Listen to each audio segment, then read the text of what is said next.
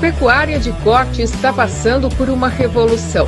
Neste cenário, novos métodos de produção e tecnologias deverão ser implantados. A hora é de foco total em eficiência e rentabilidade. Dominar as estratégias de produção nunca foi tão importante para a sustentabilidade e lucratividade dos empreendimentos rurais.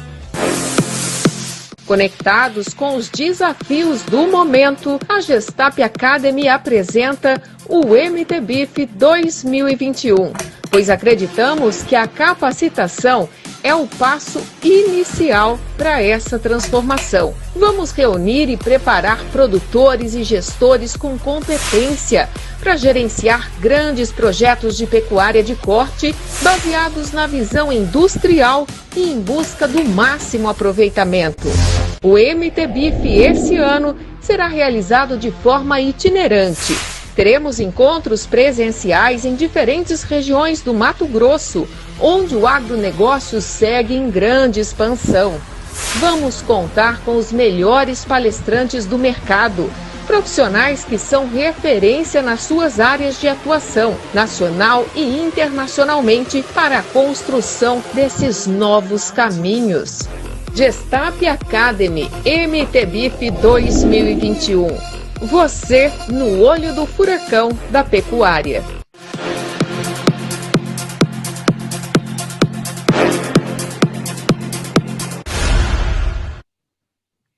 Boa noite, sejam todos bem-vindos ao segundo webinar MTBIF Zoetis.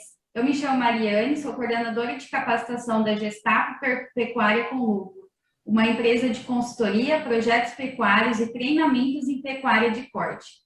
Esse webinar, ele acontece como uma ação da parceria entre a Zoetis e a Gestap para o MTBIF, que é o nosso programa de treinamento, que tem o propósito de reunir e preparar produtores, gestores, técnicos e consultores com competência para gerenciar grandes projetos de pecuária de corte baseado na visão industrial e em busca do que realmente importa, a máxima rentabilidade. Com mais de 190 participantes, o MTBIF esse ano colocou o pé na estrada e seguimos com o modelo itinerante. No mês passado, estivemos em Primavera do Leste, na semana passada em Nova Mutum, e convido vocês para estar com a gente em Sinop, no dia 20 e 21 de agosto, onde nós vamos estar falando sobre terminação intensiva de máximo lucro. Mas aproveitando o tema que nós vamos estar abordando hoje, né, de todo o cenário que nós estamos vivenciando com um ágio de reposição valorizada, somente no estado de Mato Grosso, o ágio de reposição valorizou em 43%. Estamos passando por uma seca extremamente severa, com picos de frio, o que a gente sabe que vem prejudicando ainda mais, né, o pasto que a gente tem ainda disponível.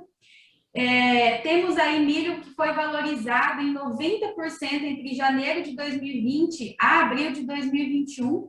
E para isso a gente vem aqui trazer estratégias, né, para um momento bastante oportuno. Eu convido, então, o Everton Carvalho, que é médico veterinário, formado pela Universidade Federal de Uberlândia, mestre em produção animal pela Unesp Botucatu, especialista em nutrição e manejo de pastagens pela Exalc, USP, e atualmente ele é gerente técnico da linha de terminação e performance da Zoetis. Everton, conta para nós aí, junto com o Danilo e Juliano, quais são as estratégias que hoje tem disponíveis para aquele produtor que quer aumentar a produtividade na recria? Olá, Mariane, boa noite. Primeiramente, agradeço aí o convite pela parceria da Gestap com a Zoetis, pela confiança em nos convidarem a participar, né, para discutir um pouco desse tema que é tão, né, relevante nessa época e nesse momento que nós estamos vivendo de seca severa, como você muito bem disse, alta no preço dos insumos, reposição muito cara. Então, o que sobra de alternativa para a gente trabalhar nesse momento agora de seca? Então, tá lá recriando o pasto, a gente sabe que o pasto está seco, né? Quem tem pasto, né, o pasto está seco, então aquele que se preparou, que deixou um pouco, né, de pasto reservado, que trabalhou com pasto safrinha, então tem esse pasto lá disponível para trabalhar a recria. Em muitas regiões, a seca não é problema, mas veio a geada. Esse ano a gente está enfrentando uma frente fria muito severa. Alguns dizem que essa semana vai ser a pior semana do ano, Então a gente precisa se preparar para isso, e a gente sabe que fazenda hoje ela é baseada em número, né? Então tem número, tem meta para cumprir, meta de ganho para cumprir na seca. Esse bezerro que está sendo recriado na fazenda esse ano, ele é o boi gordo do ano que vem, ou em confinamento, ou em terminação a pasto. Então a gente não pode, né, deixar isso escapar pelas mãos e a gente deixar esse bezerro deixar de ganhar peso, esse garrote que está lá no pasto. Então hoje, né, 2 convidados aqui junto com a gente. Então o Danilo Figueiredo, ele é responsável, gerente da Fazenda Agropecuária GEM lá no Tocantins. Já trabalhou como consultor, hoje é responsável por um grande projeto no Tocantins, muitos animais em recria, em diversos sistemas diferentes de recria, tanto a pasto quanto confinada. Ele vai mostrar um pouco desses números para a gente hoje, então daqui a pouco o Danilo vem. E também o Juliano Dalcanali, que além de pecuarista, também é consultor ali na região de Cáceres, no Mato Grosso. Então ele também vai trazer os números e as estratégias, todos os dois vão trazer as estratégias que eles têm usado de recria intensiva a pasto e como driblar, né, essas adversidades que a gente tem esse ano, né, de insumos e de uma seca muito severa. Então, Danilo, fica à vontade, traga o Danilo aí para conversar com a gente, mostrar os números da fazenda, apresentar a Agropecuária GEM e trazer para a gente as estratégias que ele trabalha lá na fazenda, o que ele está fazendo esse ano, né, ajudar a gente, o que está fazendo de diferente esse ano para ajudar aí os outros pecuaristas a trabalhar nessa recria intensiva a pasto. Danilo, é com você. Obrigado, Everton. Obrigado, Juliano. Satisfação muito grande estar com vocês todos aqui, a Mari. E vou tentar mostrar um pouquinho aqui do que a gente faz aqui no Tocantins. Não estamos sofrendo tanto com frio como os outros estados aí, muito pelo contrário, aqui está um calor de 35 a 40 graus, normal aqui no nosso estado, mas isso não significa que nós não estamos sofrendo com as adversidades climáticas e também os ágios, né, que estão ocorrendo aí nesse mercado. Eu vou contar um pouquinho da história da Agrogem, porque a gente precisa entender o contexto, porque de repente eu vou falar alguma coisa aqui que não se aplica, né, dinamicamente a um outro tipo de propriedade. Então, como eu vou trazer um exemplo, que é o exemplo específico da Agrogem, é importante que a gente tenha essa noção. A Agrogem é uma empresa que trabalha agricultura pecuária integrada, né? Nossa missão é integrar lavoura, pecuária, pessoas e meio ambiente. A gente tenta trabalhar o máximo possível com respeito ao meio ambiente, sustentabilidade, né? E a gente trabalha aí com esse aporte, a gente tenta minimizar o volume, né, de insumos que são comprados extra fazenda. Então, a gente procura trabalhar com o máximo possível internamente de produção, seja milho, soja, né? Aí nós temos uma torta de algodão, caroço de algodão, que o Tocantins ainda não tem a caracterização de produção dessa cultura, mas nós temos que entrar, né, na nossa dieta com esses insumos e aí a gente acaba importando. Mas isso é uma coisa importante de se pontuar aqui sobre o nosso modelo. Nosso modelo ele está procurando ser autossuficiente. Isso é muito importante para um projeto sustentável. Nós estamos hoje basicamente em áreas próprias, onde a gente possui as lavouras, o confinamento. Em arrendamento, nós temos aproximadamente 120 mil hectares de área arrendada. Eu quero mostrar um número bem interessante aqui, para a gente entender que 120 mil hectares não significa 200 mil bois, significa aproximadamente 75, 80 mil cabeças. Então, nós vamos mostrar aqui, na verdade, um grande gargalo da produção brasileira como um todo. Eu acho que aqui eu posso estar falando de norte a sul do país, que todo mundo vai ter esses problemas que a gente tem aqui. Nós temos também um armazém, onde a gente consegue originar grãos, onde a gente armazena grãos produzidos por nós, e originamos grãos, aproximadamente 1.200.000 sacos de capacidade de armazenamento, para poder compor esse confinamento, que é um confinamento com capacidade estática de 30 mil cabeças, onde a gente faz aproximadamente 2,2, 2,3 giros por ano, né? A gente não para nunca, uma parte do confinamento é coberta, outra parte é descoberta, e a gente consegue, então, trabalhar o boi o ano inteiro. Mas, poxa, por que eu não faço, então, por que eu não trabalho dentro da sazonalidade da pecuária, pegando o boi de outubro, novembro, com preços aumentados? A nossa intenção é padrão e oferta. Então, com isso, a gente tenta trazer para o frigorífico, levar para o frigorífico, né, e trazer o frigorífico dentro da fazenda para entender que nós somos parceiros, né, e levar uma oferta que é o maior, vamos dizer assim, não estou defendendo o frigorífico, mas talvez seja o maior problema do frigorífico, né, que é a falta de padrão. Ele compra 100 bois, onde ele vai ter 80 picanhas padronizadas A e vai ter 20 B, C. E como é que ele faz o preço? Aí ele vai no produtor e mete a faca. né, para assim dizer. Então, a gente reclama do frigorífico, às vezes, né, que é a indústria secundária desse processo, nós somos os primários, a gente reclama dessa indústria secundária, mas com que razão? Se eu entrego um padrão, eu começo a comercializar de uma maneira diferente, tem uma pressão de comercialização diferente. Se eu não entrego padrão, ele entra num risco comigo e eu não consigo então barganhar. Então esse é o nosso grande objetivo, a gente ter essa capacidade de entrega, né, para a indústria secundária. Eu coloquei esse slide porque eu quero falar do maior problema que nós temos. Juliano, você está aí com a gente aí hoje. Eu tenho 100% do meu gado originado de compra, certo? Eu tenho muito pouca vaca. Aproximadamente, vamos botar aí que 90% é originado de compra. E qual é o maior problema? O maior problema é o padrão genético de compra de gado. Esse é o maior problema que o pecuarista brasileiro enfrenta diante, por exemplo, da pecuária americana ou daquela pecuária mais tecnificada, vamos dizer assim. Começa aí, nessa genética. Eu estou botando aqui o Angus, não é porque eu gosto de Angus, é porque eu gosto do padrão do Angus. Parece que são todos irmãos, né? Já o nosso gado, ele não sofre vamos dizer assim, esse capricho do nosso pecuarista de fazer uma bezerrada, de ter 1000 vacas e fazer 1000 bezerros padronizados. Eu vou inseminar só 30% do meu rebanho, vou inseminar só 50% do meu rebanho. Eu tenho touros comprados em grandes criatórios, mas é só 50% do meu rebanho que recebe esses touros, o resto é touro de boiada. Quer dizer, é aquele capricho realmente que falta para a gente poder falar de padrão e falar que a gente consegue, então, através desse processo, ter o ganho com uma eficiência biológica que seja todo mundo igual. Aproximadamente hoje, 25% do meu rebanho é ruim. Isso é grave. Isso me leva para um nível de perdas financeiras elevadíssimos, porque eu não consigo, eu tenho hoje os animais chipados, né? Então identifico individualmente os animais dentro da propriedade e eu identifico que 25% são pouco produtivos ou improdutivos, ou seja, dá prejuízo. Ou seja, os outros 75% precisam pagar a conta de quem não produz. Isso é um problema seríssimo que nós enfrentamos no Brasil inteiro, certo? Esse é o objetivo, então, de mostrar esse slide. Quando eu mostro esse slide, eu trago essa responsabilidade técnica, né, para todas as pessoas que estão na cadeia produtiva, né, da pecuária brasileira. Dentro do nosso sistema, tudo começa com as pessoas, treinamentos, né? O entendimento das pessoas do que está acontecendo também é muito importante. Nós temos aí os nossos funcionários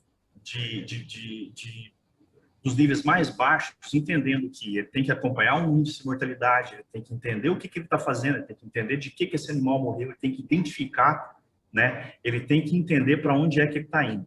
Então, se o GMD está baixo, ele tem que saber por que está baixo, ele tem que discutir com a gente por que está baixo. Se o GMD está aumentando, ele tem que discutir com a gente também se o GMD, o que ele fez que uma outra fazenda não fez. Uma coisa importante que estava no slide anterior que eu não salientei, nós temos 16 fazendas aqui de 120 mil hectares, são 16 fazendas arrendadas. Em áreas próprias nós temos só as lavouras e os confinamentos. As fazendas arrendadas são 16, ou seja, é um nível de gestão muito complexo. Você tem 16 fazendas diferentes umas das outras, totalmente diferentes. E é o que eu vou tentar mostrar para vocês em números aqui hoje. Eu trouxe duas para a gente comparar, certo? Mas tudo começa com gente. Se eu entrar mais cedo, a gente estava conversando, eu, Juliano, a Mari, Juliano falando sobre capacitação.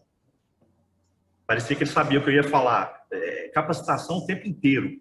A gente precisa de entender que os nossos funcionários, eles precisam estar orientados e orientando, porque eles, entre eles, conversam muito. Na maioria, vamos dizer assim, que 1% do tempo eles estão com a gente, que são gestores, somos os gestores. Os outros 99% estão entre eles. Então, essa comunicação tem que estar bem afiada.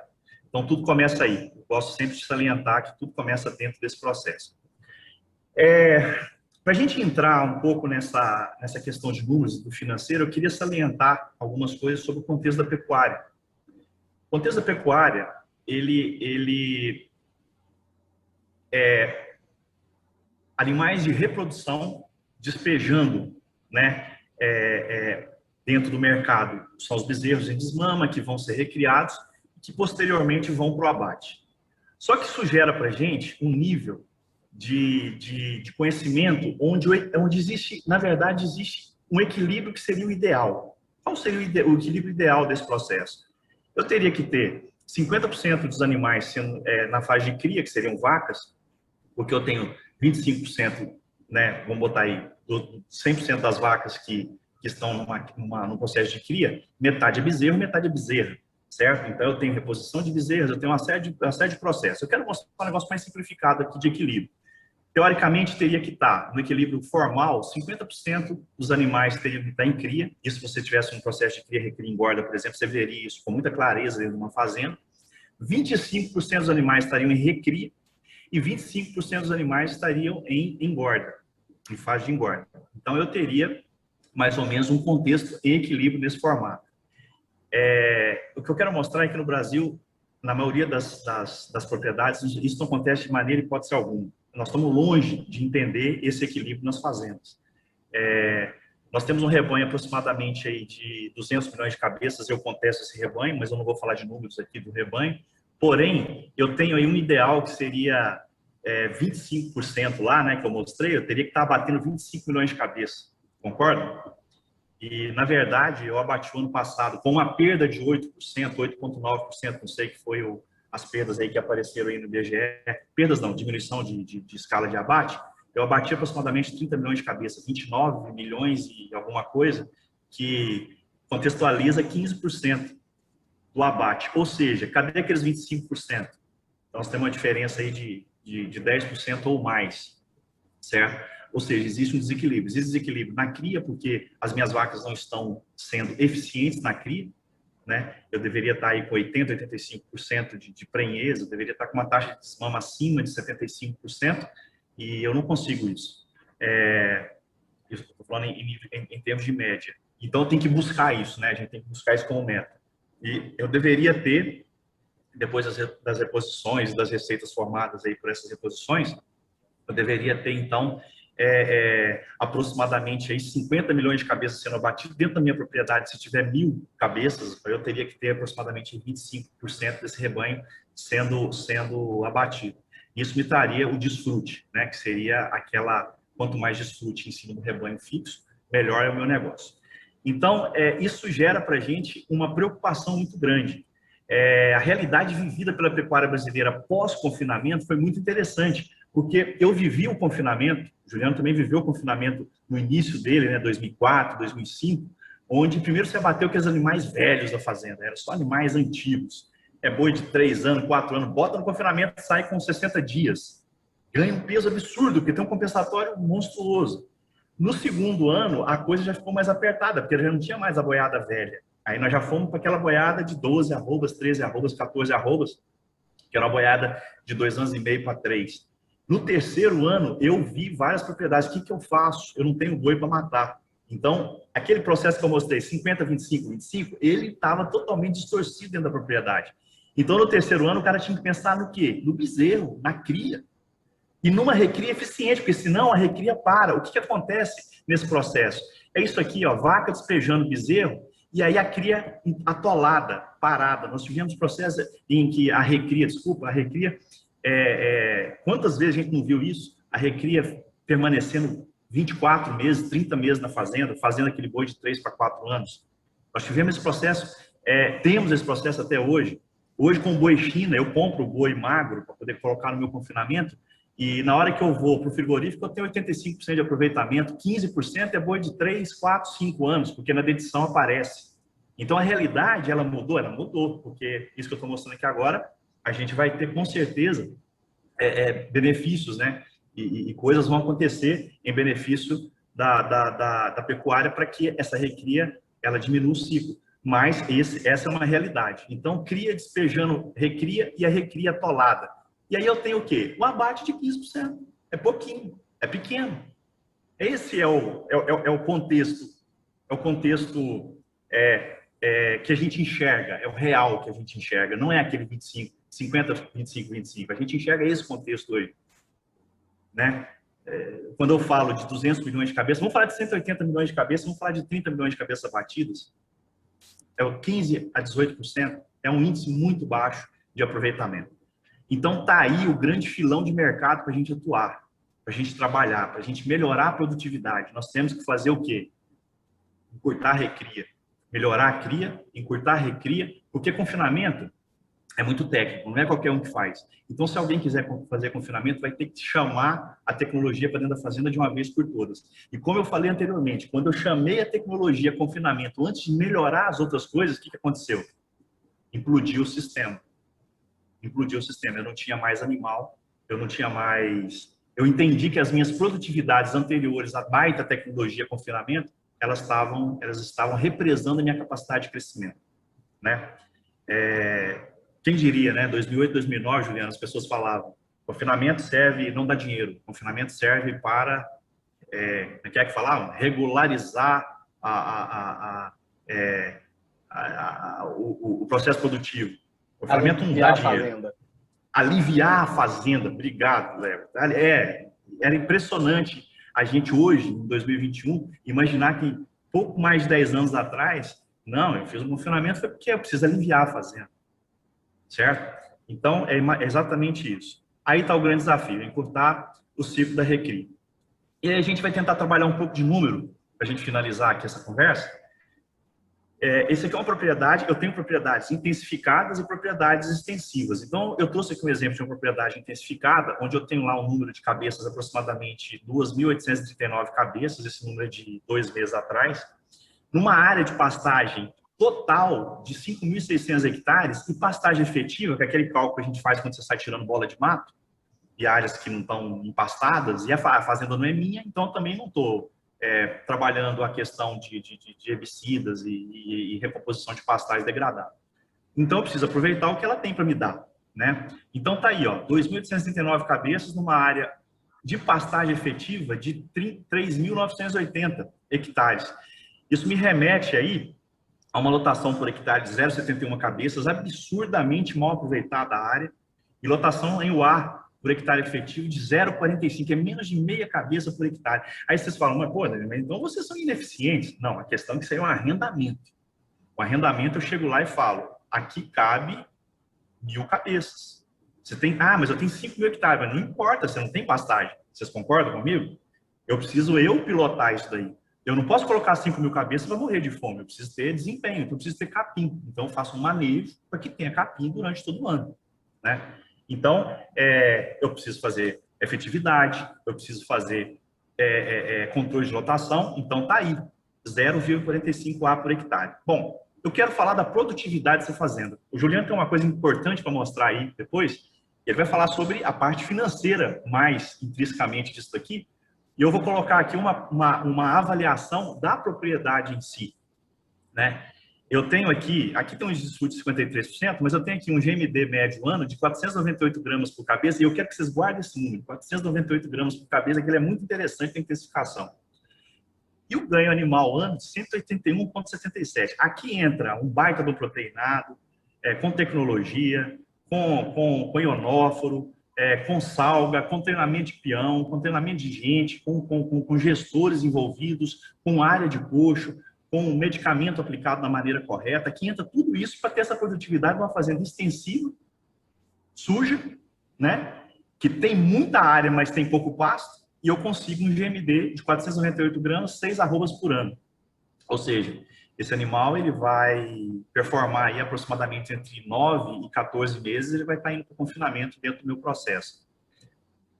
Mas aí, eu tenho um ganho por hectare ano de 129 quilos, ou seja, 4,30 arrobas por hectare. Quando eu transformo isso aí na avaliação da terra, eu tomo um susto. Ou seja, uma arroba de R$300, eu teria, então, um faturamento bruto, que aqui ainda tem muita coisa para tirar, de R$ 1.333 por hectare ano. Então, eu estou dizendo o quê? Eu estou dizendo que essa pecuária não é rentável para o dono da terra, de maneira e forma alguma. Ela é rentável para mim porque eu não sou dono da terra e eu alugo por cabeça. Então, eu consigo uma rentabilidade de 6 arrobas por ano. Mas dentro da avaliação terra, e terra está custando muito caro, né? Todos os problemas que nós tivemos, problemas climáticos, problemas de produção, terra, caro. Terra é um problema que nós temos. Aquisição de terras é caro. e eu estou aproveitando dessa forma aí. Eu tenho uma segunda situação, que é uma área arenosa, certo? Vocês veem até as manchas aí, né? Isso aqui é Zuri, junto com Piatã, junto com... Enfim, aí nós temos aí, não no mesmo local, né? Mas nós temos 4 pastagens diferentes aí nesse local, onde eu criei aqui um processo rotacionado, aí a gente já entra na intensificação, 3.000 hectares de área rotacionada, onde eu rodo aproximadamente 15.000 cabeças de gado. Então, vamos ver os números dessa fazenda. Eu tenho lá, então, uma média de 13.890 cabeças, certo? Eu rodei nesse ano de 2019, 2020. Área útil da fazenda, 3.000 hectares, e área efetiva, 3.000 hectares. Então, aqui eu já fiz uma diferença boa lá atrás. Eu tenho aqui 4,63 cabeças por hectare e eu tenho 3,21 cabeças por hectare de unidade animal, certo? Ou seja, é uma área arenosa, eu posso aumentar isso aqui, posso dobrar? Posso dobrar, mas eu acredito que eu não vou conseguir dobrar. Nós estamos no 3º ano nessa fazenda, eu acredito que não vou dobrar, porque é uma área arenosa, uma área que demanda muita adubação, lixiviação grande e tudo mais. Mas eu tenho um desfrute lá de 68% e já mudou totalmente o contexto do meu negócio. Aí eu tenho 449 gramas por cabeça e eu tenho um ganho animal ano de 5,46 arrobas. E eu estou relembrando que eu quero mostrar para vocês aquele ganho que eu tive na outra fazenda. Ele foi maior? Eu vou mostrar comparado aqui. Ele foi maior. Ele foi maior. Mas eu tenho aqui um outro número que seria a receita da fazenda por hectare ano. Eu pulei de R$ 1.300 para R$ 7.587 por hectare. Aqui agora nós estamos falando o quê? Pecuária sendo tratada como lavoura. Como a lavoura é tratada. Então a coisa modificou totalmente o meu processo. Se eu jogar para vocês aqui lado a lado, a gente vê aqui 3.000 hectares, 13.000 cabeças, 5.600 hectares, 3.000 cabeças aproximadamente. Ou seja, aproveitamento de área muito complexo. A gente vê aqui 4,63 com 0,71, 3,21 A, que ainda está abaixo com o sistema intensificado, para 0,45 A por hectare. A gente vê um índice de desfrute interessante, mas ao meu ganho de peso, 449 na alta tecnologia e 498 na baixa tecnologia. Tem alguma coisa errada aí na nutrição, no manejo? Gente, o grande problema é esse, eu achar que só o ganho de peso é que me traz benefício. E o aproveitamento da área? O aproveitamento do hectare? O aproveitamento do adubo? Aproveitamento de gente? Por quê? Porque eu tenho em 3.000 hectares, 13.890 cabeças. Contra em 5.600, 2.800, ou seja, aproveitamento de gente, logística nessa fazenda é infinitamente superior a uma fazenda com pouca tecnificação. E eu tenho um ganho por hectare ano que, comparado, 25,29 arrobas por hectare contra 4,30 arrobas por hectare. Nessa hora, eu começo a fazer frente para a lavoura de soja, por exemplo. E a gente estava falando mais cedo sobre, por exemplo, milho safra, que na transformação hoje, uma arroba de R$300, que é o preço médio que eu coloquei aqui, o milho safra hoje ele me traria mais ganho ainda sobre o que seria uma lavoura de soja.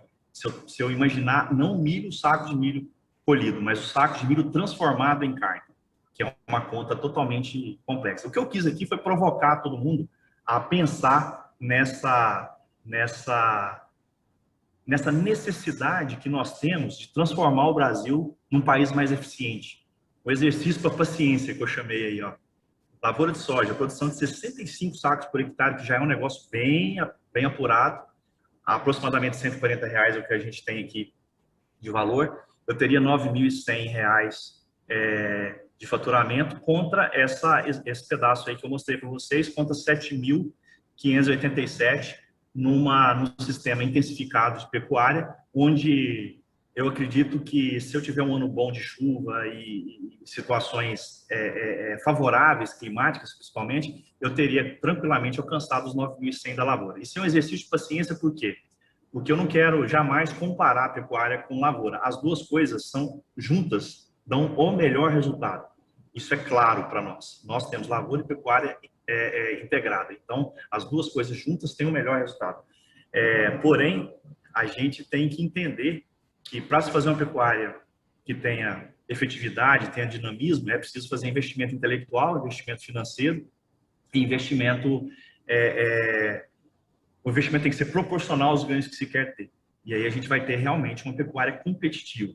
E vamos poder chegar para a indústria secundária, para o frigorífico, para falar sobre padrão e capacidade de fornecimento regular, regularidade de fornecimento, que é o grande problema da indústria. O maior problema da indústria é ela se ver parada, né?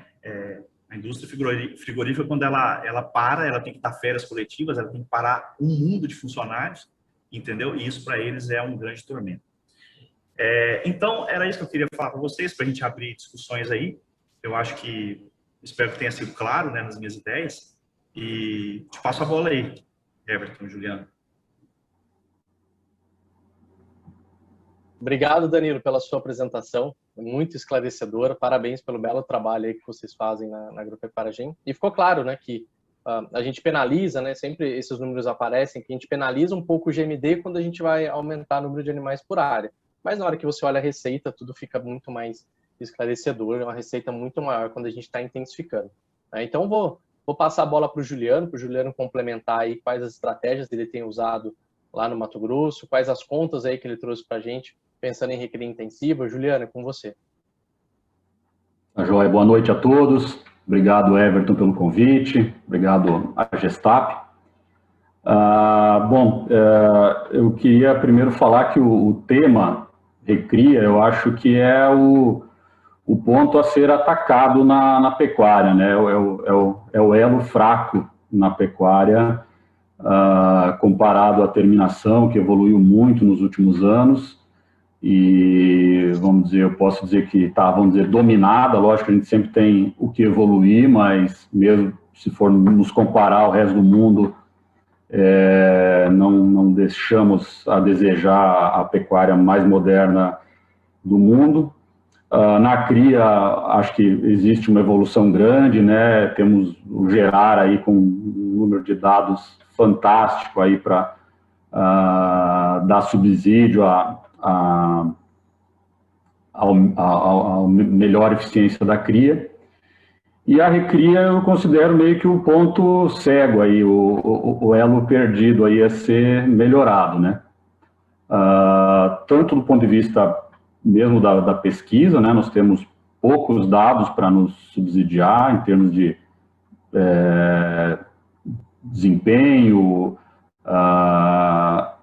consequências de determinado desempenho na terminação, né? Que como é uma fase intermediária, o que acontece na recria tem consequências na terminação, então isso é bem complexo. E então esse eu acho que é o ponto que nós precisamos melhorar muito. E acho que o APTA, o Gustavo, o Flávio, acho que levantaram esse ponto aí com o Boi 777, né, que a gente precisa ter objetivos para cada fase, né, e objetivos na cria, né, pelo menos acho que sempre teve, né, objetivos de índice de prenhez e tal, na terminação também, que é uma fase que você normalmente tem um input alto e o controle é maior, então você tem metas de ganho de peso na terminação. E a recria, como o Danilo comentou até, da questão do que se vê na oferta comercial de gado, é o elo que realmente tem desempenhos muito díspares, uma heterogeneidade no gado, né? E então precisamos melhorar muito nisso, né? O Danilo mostrou um enfoque em ganhos de produtividade por área, que é muito bacana.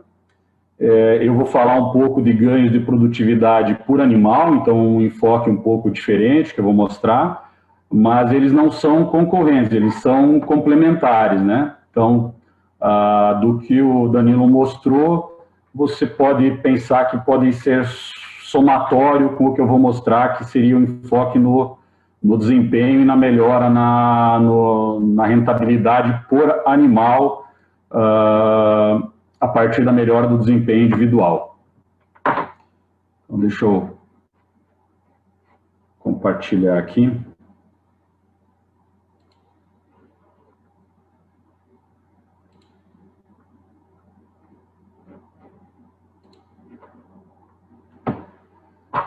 Então, eu trouxe essa tabelinha que representa, esquematicamente, pelos dados que a gente tem de campo, quatro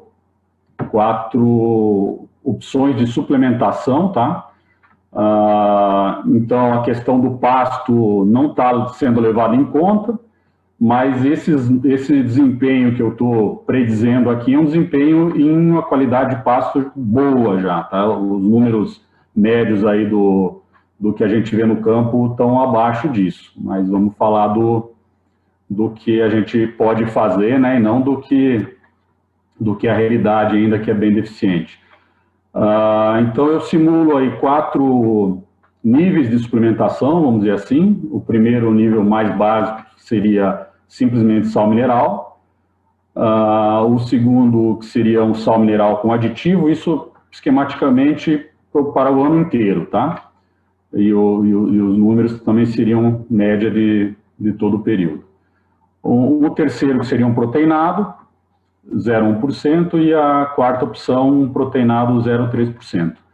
Nesses 4 níveis de suplementação, o impacto em lotação é pequeno ou nulo, então a gente desconsidera a questão de lotação, que é o que o Danilo mostrou aí, com um impacto muito grande em diminuição de custo fixo, né, Danilo? Quando você aumenta a lotação, você diminui todos os custos que são fixos e tem um potencial grande para melhorar o resultado econômico. Mas aqui eu estou considerando uma lotação fixa, ela pode ser mais alta ou mais baixa, dependendo do nível tecnológico da exploração das pastagens.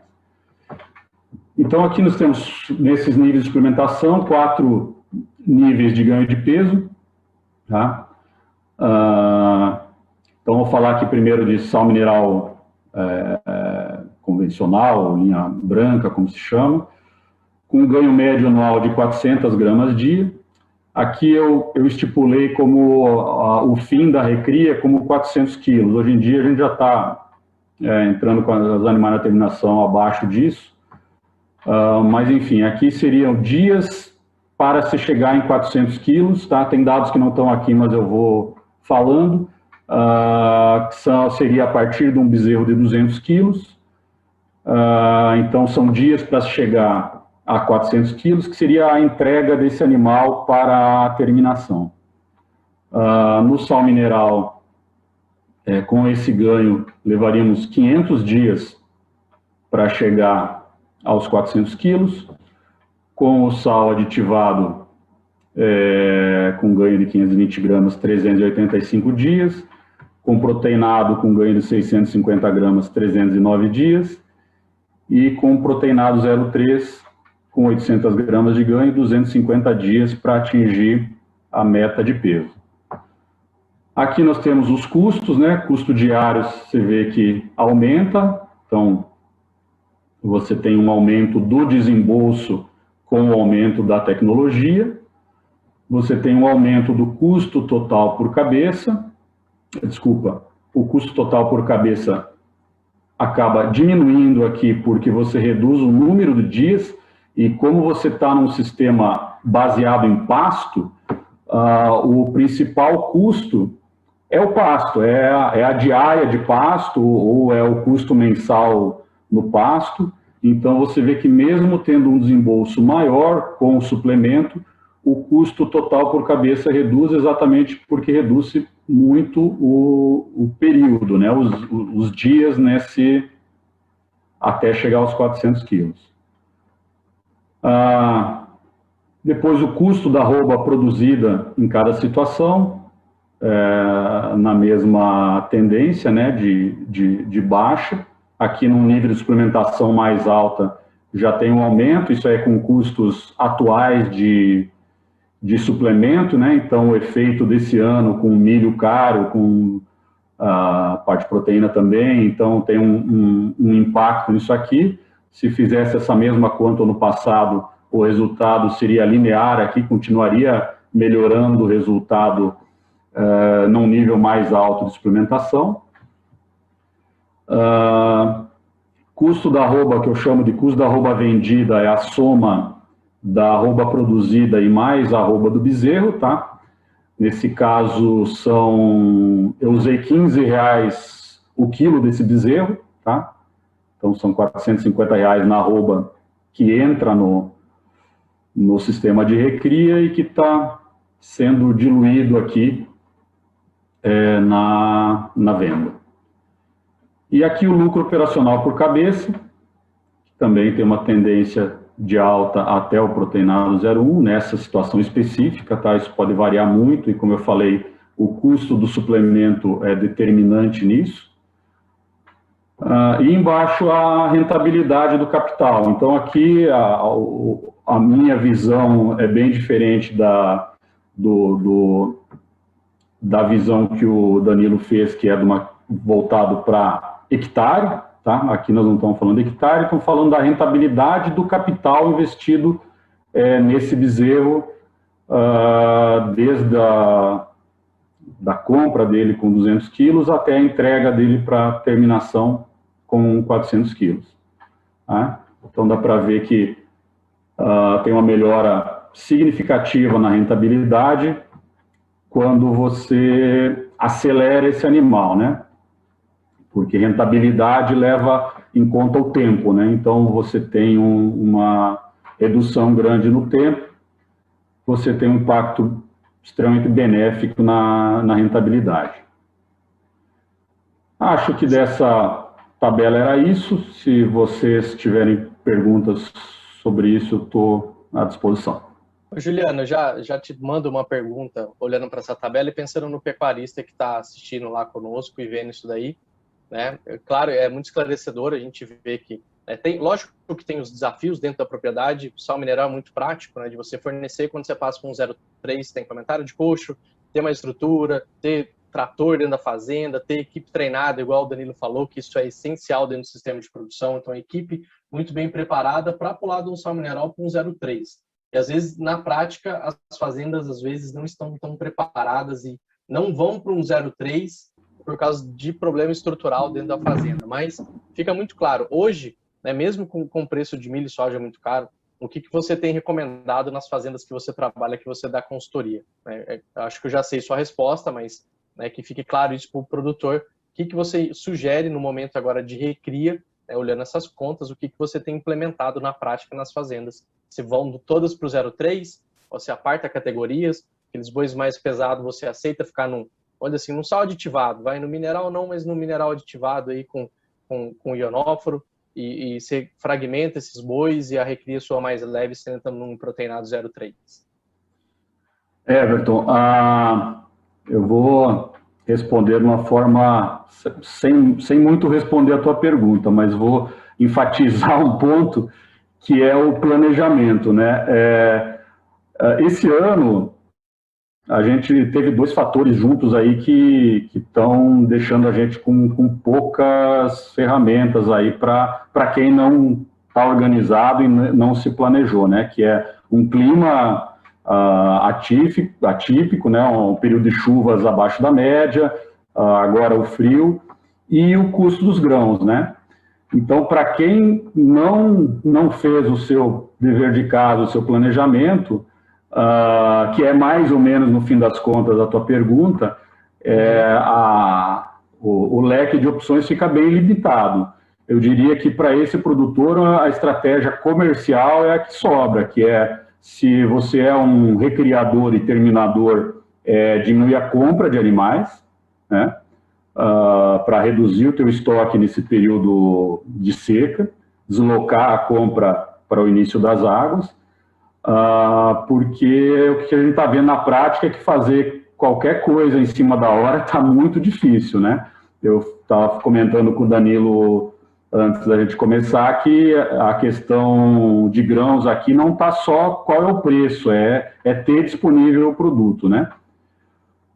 Então, assim, agora eu vou falar um pouco da maioria do pessoal que eu trabalho com a consultoria e que tem esse planejamento e que tem a originação desses insumos já feita previamente, né? Aquela frase que eu acho que é do Schacker, é fantástica, né? Que na pecuária os próximos 6 meses são passados já, né? Então, assim, realmente para os próximos 6 meses tem muito pouca coisa a se fazer. O jogo já está sendo jogado, né? Mas para quem se planejou, sim, a gente está variando entre a estratégia do proteinado, que dá um retorno sobre o dinheiro investido muito grande, né? Uma estratégia de baixo custo, baixo investimento, necessidade de estrutura menor, e que, para quem tem oferta de forragem, mesmo que de baixa qualidade, dá um retorno muito bom. Então, eu diria que esse ano, alguns produtores que estavam numa estratégia mais acelerada e que têm oferta de pasto ou que reduziram a lotação já antecipadamente, recuaram, vamos dizer, uma estratégia de usar suplementação mais pesada, de 0,3 até mais, para o proteinado, e estão indo bem. E tem o produtor que tem uma oferta de insumos aí comprada previamente e que tá mantendo uma estratégia mais acelerada de recria, principalmente porque já tem um objetivo, uma necessidade desse animal chegar aos 380, 400 quilos para abastecer a terminação, como o Danilo também comentou, né? Então, acho que é mais ou menos por aí que o pessoal tem caminhado esse ano. Respondida. Agora, Danilo, algum comentário? Everton, só para a gente, eu até fotografei a tela, Juliano, a gente usa o 0,1%, 100% do gado, certo? E aí você tem aí um dimensionamento tanto de custo quanto de produção, no 0,1% batendo no 0,3%. Mas isso aí não é uma realidade. Acho que a realidade é planejamento. O 0,3% é uma bomba para ganhar peso. Não tem nada melhor do que um boi geneticamente bom, numa pastagem top com 0,3%. É um negócio fantástico, entendeu? Então, acho importante até que você comentou, Efraim, o produtor, o que ele, né, para não olhar isso daí seguindo uma receita, porque na verdade é planejamento. A gente tem que ter condição de fazer com que o boi tenha ingestão, né, de todos os nutrientes que a gente precisa que ele tenha e tenha capacidade de ganho. Eu costumo dizer o seguinte: a nutrição, ela está sempre um passo atrás da genética. Ela nunca está à frente da genética. Eu não faço nutrição com um boi que não existe. Não tem como fazer nutrição com o boi ganhar 3,5 kg, porque ele não tem capacidade de ganhar 3,5 kg de média. Ele vai ter capacidade de ganhar aquilo que a genética dele fornece, né? Então, acho importante isso, sabe? Isso que o Juliano falou, perfeito. Planejamento é o que manda nisso. Eu não faço 0,3% porque eu não tenho condição. Simples assim. Eu não tenho condição técnica, eu tenho condição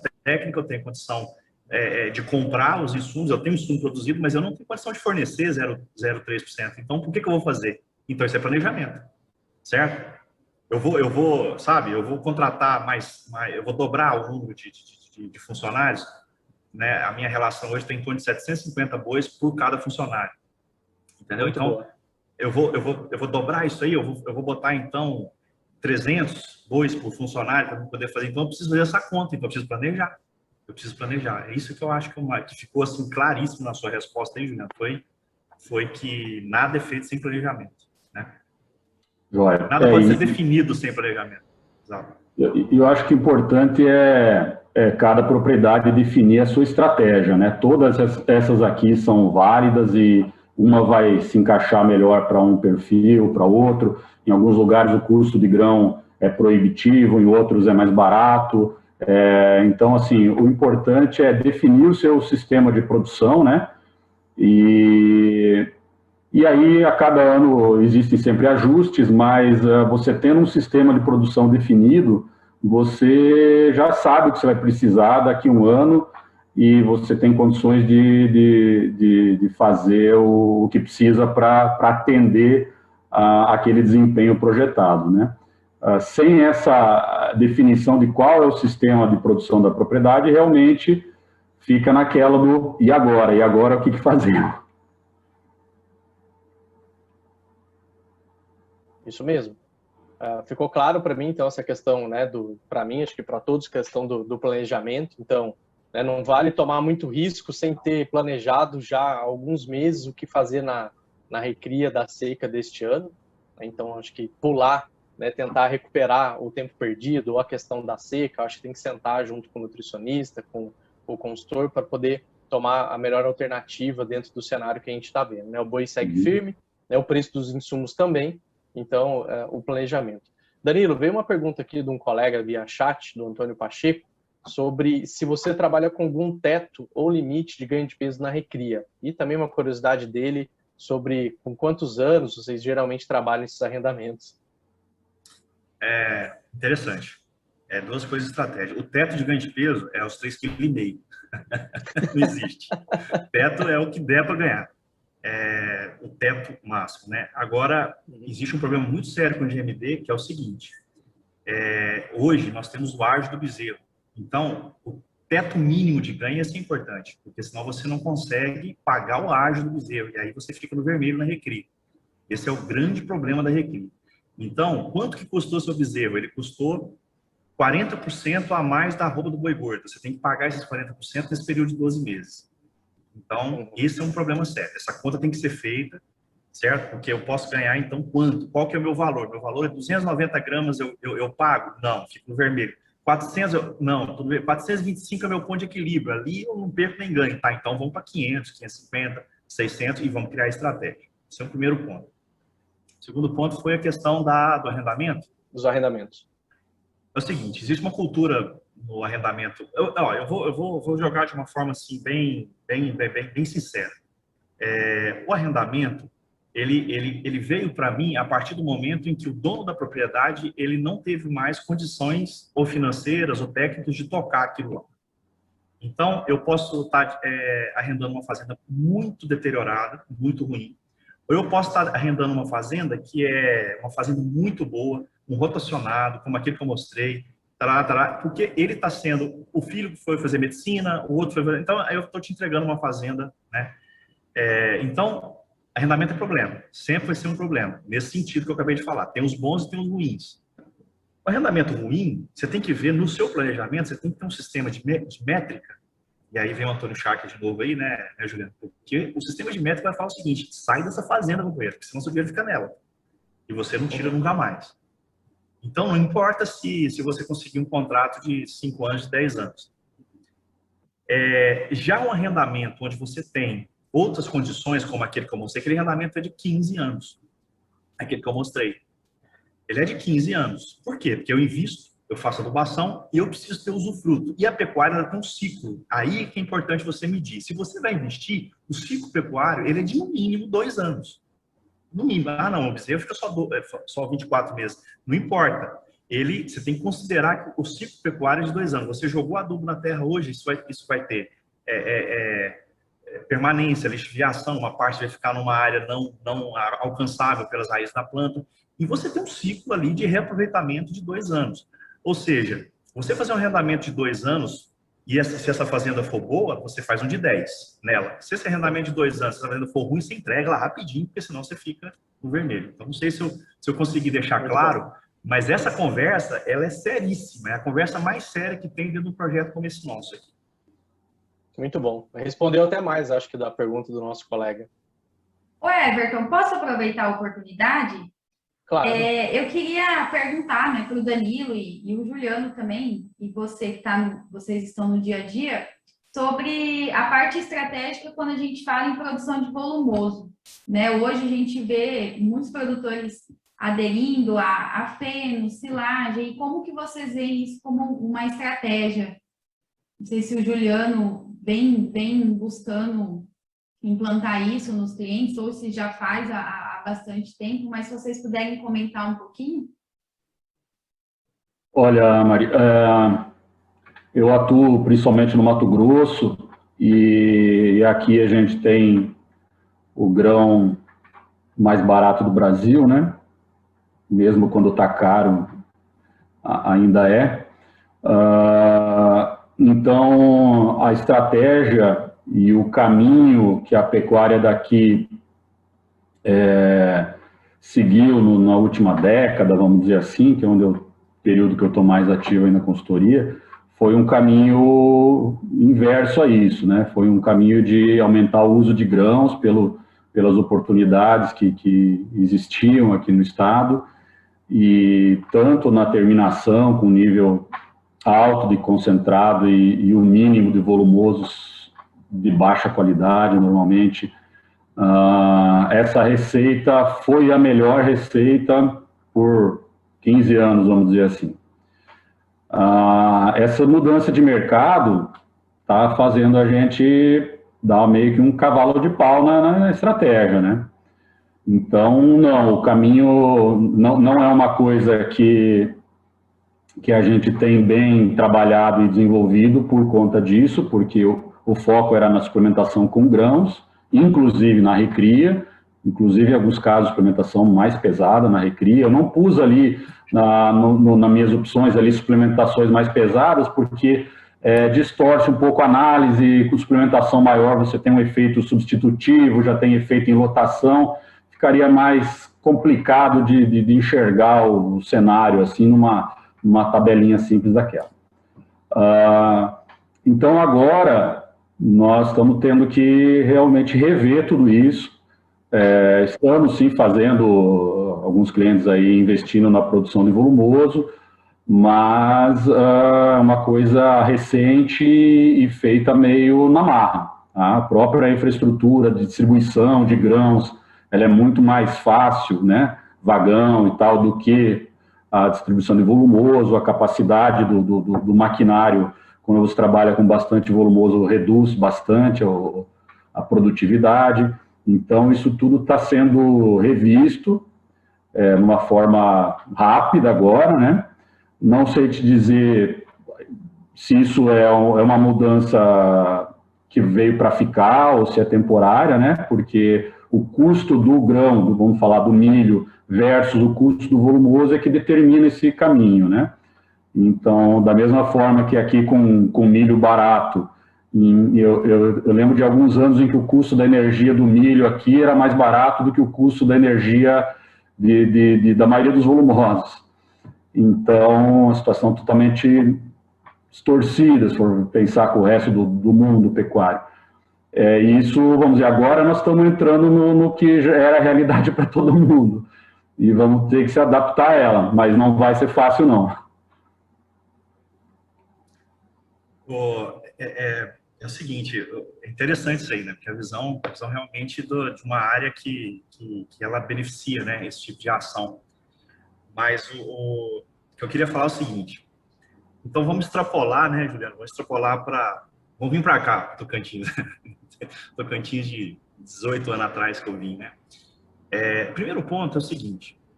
Você falar em produção de volumoso, todo mundo dá um pulo de 10 metros de altura. Opa, isso é muito caro.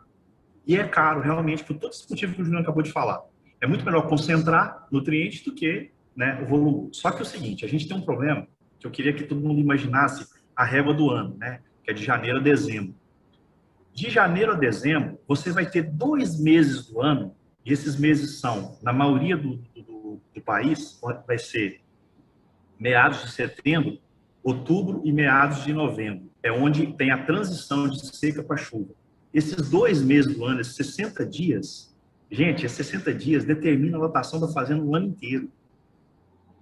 Aí arrebenta a produtividade de um jeito, porque o cara tinha capacidade nas águas de 2.000 cabeças, ele vai e bota 1.000 na fazenda dele por causa de 2 meses do ano. E aí a conta que ele faz aqui é muito caro.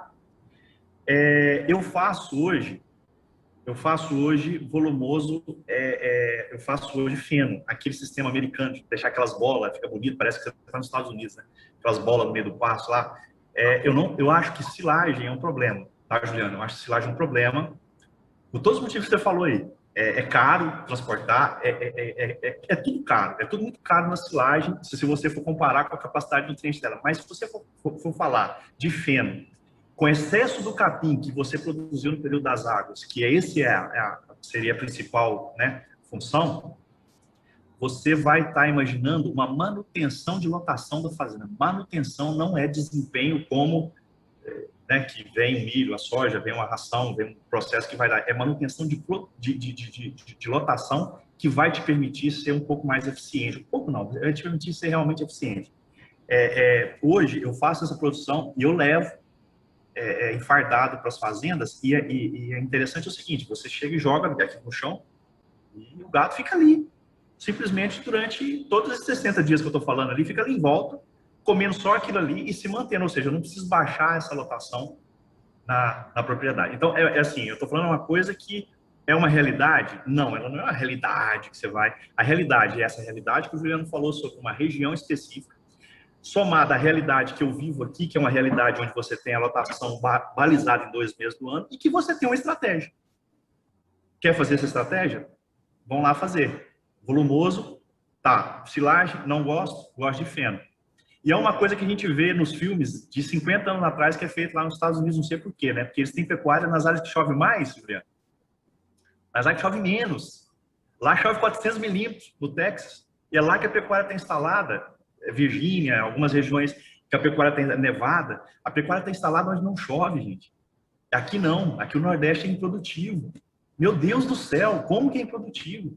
Aqui tem 1.800 milímetros de chuva. Ano passado, o cara falou, nossa, 1.800 milímetros de chuva só. Antes chovia 2.100. Pelo amor de Deus, chove demais. A gente não sabe aproveitar esse processo.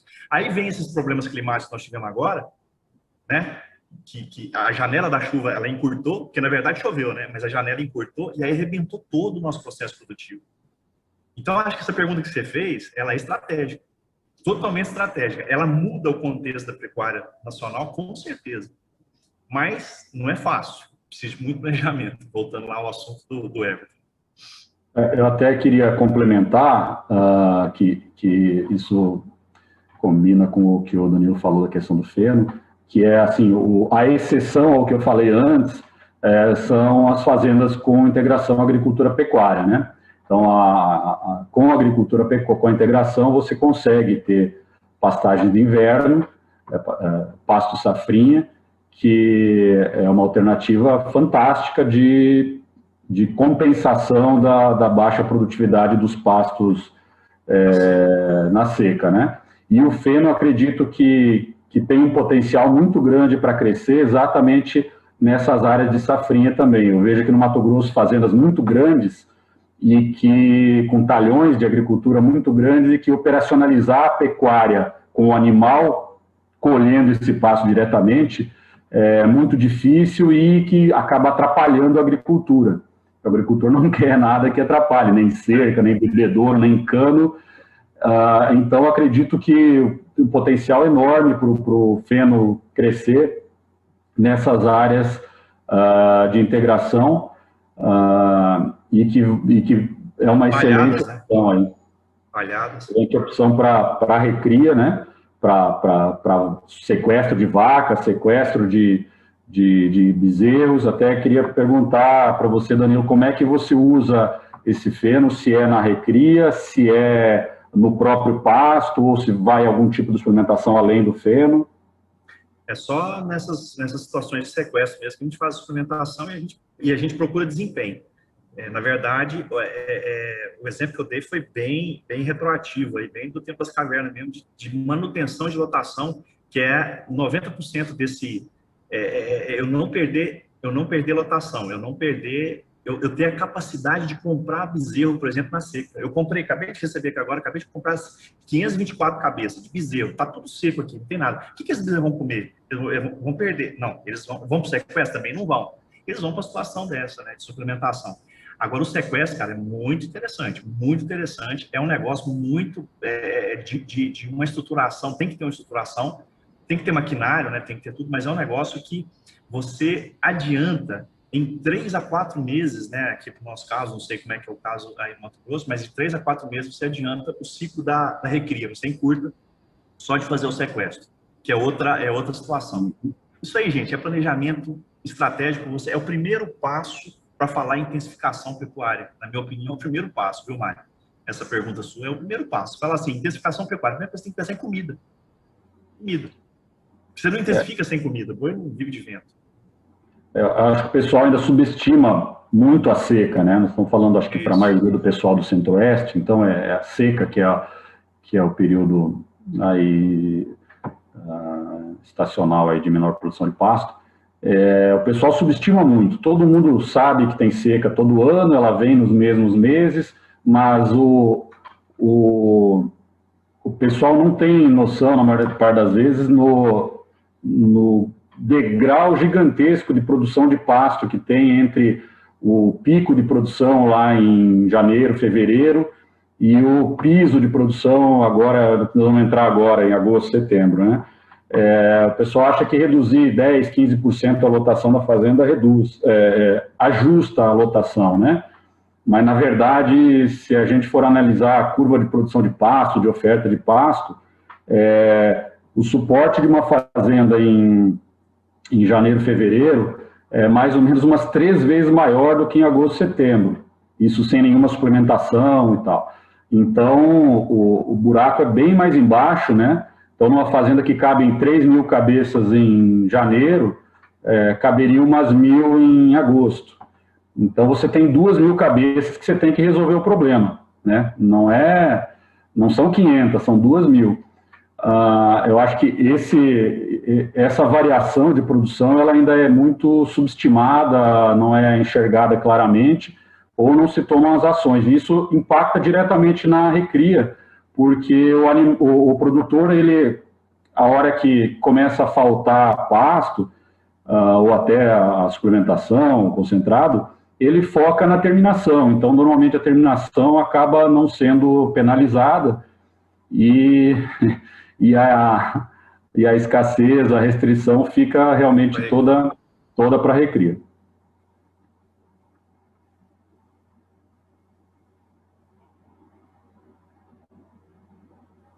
Muito bom, muito boa discussão, Mari. Acho que a gente já está encerrando, né, pelo tempo aqui proposto da nossa live. Queria, então, agradecer o Danilo, agradecer o Juliano, a experiência de vocês aí no campo fantástica. Acho que o pessoal que está nos assistindo gostaram muito, aprenderam muito com vocês, né? Fico aí até aqui ao vivo, uma visita lá ao Danilo, conhecer a Agropecuária Gen, que ainda não tive a oportunidade de conhecer. Sejam convidados. Com certeza vou sim, vou ir conhecer o trabalho. E aproveitando para finalizar essa discussão, eu aqui representando a Zoetis, que é uma empresa de saúde animal, então sempre lembrando que atrelada à nutrição, a gente sempre tem que ter uma sanidade bem feita, o Danilo comentou isso lá no começo, então nós temos aí todo o nosso portfólio de vacinas, medicamentos, né, de endectocidas, de antiparasitários, que complementam tudo isso que a gente está falando. Então, um animal bem nutrido e também com uma saúde bem monitorada, né, com a aplicação de protocolo sanitário correto, isso também impacta muito no desempenho deles. E também dentro da parte nutricional, nós da Zoetis temos o Taurotec, que é a lazulocida sódica, o Agropecuária Gen lá com o Danilo, um dos nossos grandes clientes aí no Brasil, são, né, grandes usuários do Taurotec, da lazulocida. Então, um aditivo ionóforo que entra muito bem nessa parte aí de suplementação, né, tanto de proteinado quanto no mineral, e trazendo mais desempenho aos animais. Então, sempre principalmente no ano de ração cara, né, já que os aditivos eles melhoram o desempenho via melhora na eficiência, não aumento de consumo. Então, em anos de concentrado alto, é que o aditivo fica mais barato, porque você consegue extrair mais energia da mesma quantidade de comida, seja grão, seja pasto, né? Obrigado pelo comentário, Juliano. Danilo, ia falar alguma coisa? Não, é isso aí mesmo. Você aumenta a eficiência biológica, você aumenta a utilização, melhora a utilização dos alimentos, que é o grande problema que nós estamos tendo hoje. Né? Sim, então indispensável aí, né, na hora de pensar no suplemento que está comprando, na formulação, tem um aditivo, tem vários aí, né? Então pensar sempre no aditivo para melhorar essa eficiência aí no sistema de produção. Isso aí. Bom, muito bom. Muito obrigada. Eu gostaria também de agradecer a participação de todo mundo, né, que estava ali atrás da telinha acompanhando. A gente teve muitas perguntas, pessoal parabenizando, foi excelente a discussão. E eu gostaria só de fazer um pequeno comentário, né? Então, a gente vem passando por um cenário bastante desafiador. O Danilo trouxe aí uma visão, né, de ganho por área, o Juliano comentou ganho individual, e a gente precisa encontrar o equilíbrio entre essas duas pontuações E por isso é o objetivo aqui, né? Apresentar as estratégias que a gente tem hoje no campo e que seja aplicada de uma forma bastante equilibrada e que o produtor obtenha aí máxima rentabilidade dentro do sistema. Gostaria muito de agradecer, tá, Everton, em nome da Gestap. A Zoetis é uma grande parceira nossa, sempre de prontidão a colaborar com a gente. Então, muito obrigada a você, a Zoetis, ao Juliano, que eu tenho um bom contato aqui no Mato Grosso. Gostaria muito de agradecer ao Danilo pela excelente participação, Juliano também, um enorme prazer conhecer vocês. Em nome do Elton, em nome da Gestap, a gente está sempre de portas abertas. Muito obrigada. Tenham todos uma excelente noite e a gente segue aqui, né, no desafio e na batalha do dia a dia da pecuária. Tchau, tchau, pessoal. Um abraço.